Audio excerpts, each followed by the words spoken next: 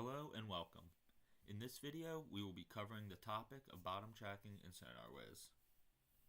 In SonarWiz, the bottom track is used to determine the towfish altitude above the seafloor. By bottom tracking a side scan file, you are essentially telling SonarWiz how to bridge the nadir gap, and it allows you to remove the water column from your data. In our project, I have batch imported several side scan files.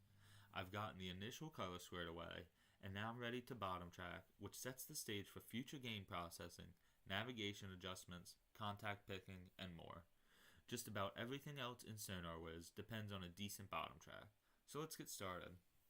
First, I will select one of my files, and under the Post-Processing tab, I will click Bottom Track.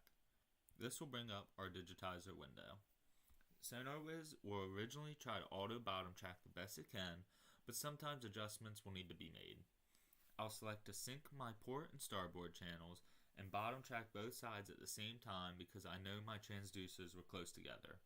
Next, I'll select the threshold detection algorithm because it is better at establishing a good bottom track when the topography is varied, and I've noticed some boulders in the native region of this file and the water column looks fairly clear.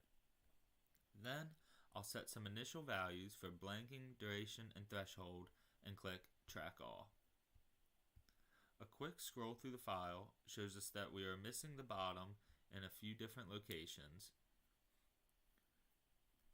It seems as though our track is penetrating too far into the seafloor, so I'll dial our threshold back to 3,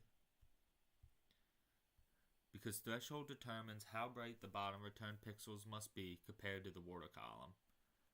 There's not much noise in the water column, so I can reduce the duration back as well.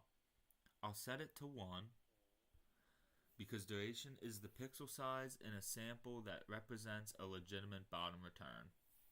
Finally, I know that this survey was taken at relatively shallow depths, so I'll set our blanking to 2, because blanking sets the minimum distance away from the sonar head that the bottom tracker will search for the seabed.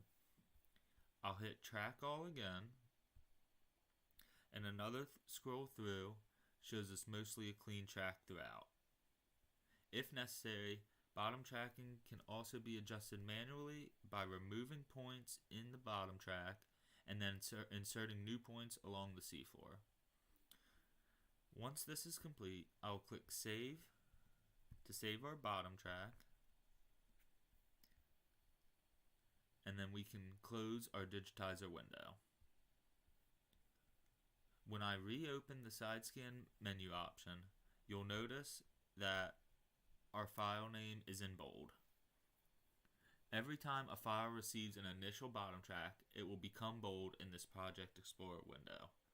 I like the way it looks, and I believe those settings should work well for the rest of my files too. So rather than opening and tracking every single file, SonarWiz allows you to batch bottom track files.